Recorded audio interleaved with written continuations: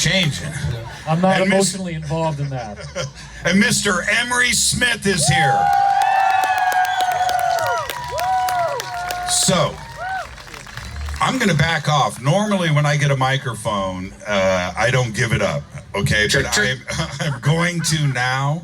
I'm going to leave this stage because David is going to lead a conversation between these three who are collectively some of the most important voices that we have today with consciousness and disclosure and things that are going on.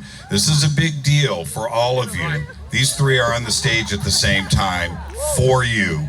Please give it up for David Wilcock, Corey Goode, Emery Smith, DisclosureFest 2018. I'm your host, Jimmy Church. This is the dream team. You're never going to get two guys who are more highly aware of what really is going on behind the scenes than what you have on this stage tonight.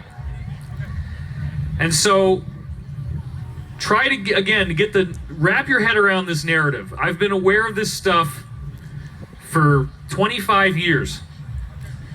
And then along comes Corey Goode, who you first wrote me in 2009, but it wasn't until October 2014 that you started to tell me things that tied all of the other pieces together of everything, every other insider, what he'd been telling me. In 2009, I was vetting you.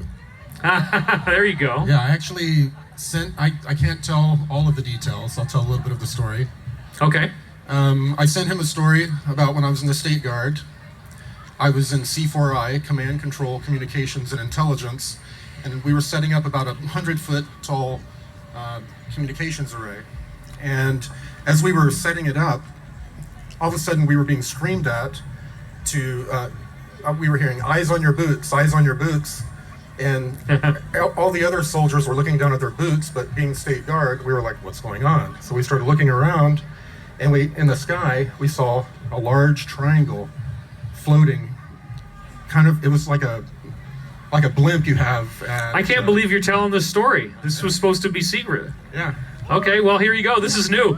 I mean, I knew this, but he's never made this public until right now. Yeah, so this massive flying black triangle that he saw. Right. It looked like a float in a parade, sort of. There were long ropes hanging from it, and it was floating through the sky, and all of us, I can't say where it was, I almost said the operation, but we were there doing some work close to the border, and I was looking at it with my jaw hanging open, and all of a sudden a 2-quart canteen went flying by my head, and we looked over, and it was some higher ranking person screaming at us, eyes on your boots. And then we looked down, and we were all called and shuffled away. But I told him that story and told him not to tell anyone, just to kind of test to see if I could trust him, because I had some issues. That's true, and I never did. So this is the first time it's gone public. So that was my test, huh? And I guess I passed. Right, and that occurred out. I was not involved in the programs when that happened. I was involved in the Texas State Guard. Right. So Corey, for those who, again, are not familiar with this, let me just give a little summary and then have you go into some details. I had heard about some very bizarre stuff, because try to wrap your head around this now. You got the Roswell crash, people telling me Roswell was real, and that we reverse engineered the stuff. So that means not only did we reverse engineer these cool things that make smartphones, but we reverse engineered interstellar capable spacecraft. And that's 70 years ago that Roswell happened. They've had 70 years to play around with portal technology, anti-gravity, all of this amazing stuff. And what we're getting from what Emery has been telling us here, he was working for a base in which samples came in. And Emery, how many intact bodies of different types of species did you actually end up handling for the military? A little over 300. Little over 300. There it goes again. Somebody really doesn't want Emery talking. There's this guy in the back with the little microwave thing. This is why I always get a mic with a wire, folks. When you become famous like me, ask for the wire. Trust me. You'll be thankful. Because you're going to be the teachers. This is the SEAL team, folks. You are not just here to be entertained. You are not just hanging out on the grass. This is a planet healing initiative. What we are doing here, the big picture of this is the extraterrestrials have been here since ancient times. They've built the pyramids, they've built the Stonehenge and all this other stuff. They took native materials, they came from another planet, they used what they had here, and with anti-gravity it's really easy to do that stuff. But then there's this disconnect between the Ancient Aliens show and the stuff we talk about there and what we're talking about with Corey and Emery. So Corey, what is your understanding of the relationship between people who built pyramids and people that are still, and I say people as in extraterrestrials, people who are still working for our government black projects now? Are they the same individuals that built the pyramids that are still working with us now? I don't know about the pyramids themselves. Okay.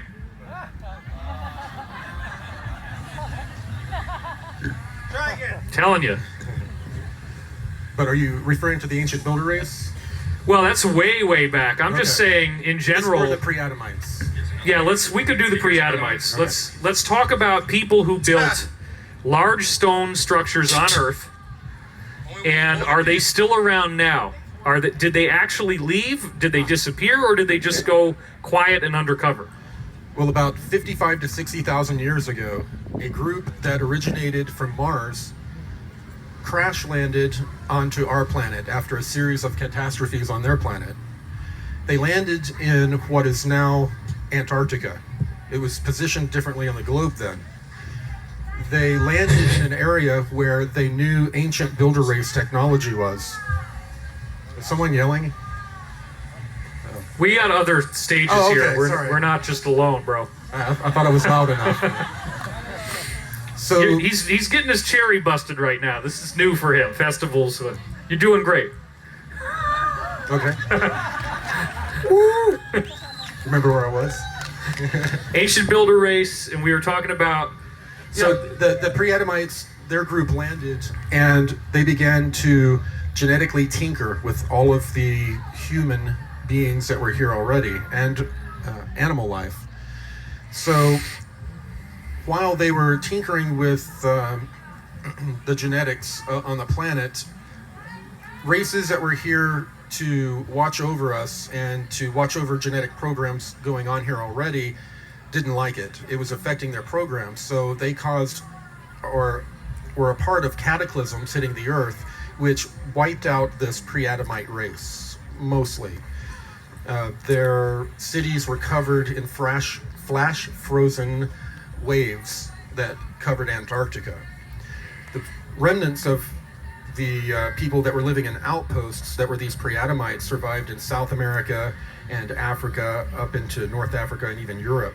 And this is why we see these elongated skulls that have actually been discovered, dug up, tested all over the world. These beings look very much like us, except they were from a different planet. They're thinner and taller, and but they have elongated skulls. And you mentioned that they're from Mars. Now, skeptics are going to be laughing at you saying Mars is a dead, dry desert planet. So why would you say that they would have come from another planet in our solar system like Mars? They left their planet in stages. Their planet had a series of major catastrophes long ago, like half million years and beyond. And NASA has now said publicly that 1.2 billion years ago, Mars had oceans that were 1.5 miles deep. So Mars was like Earth. NASA has made that public. So you're saying that it gradually fell apart and they had to leave in stages? Well, they left, the larger part of them, their elite left, and they created an ark on the moon. Okay. And on the moon, they had all of the life from their planet, with much of which has been seeded here.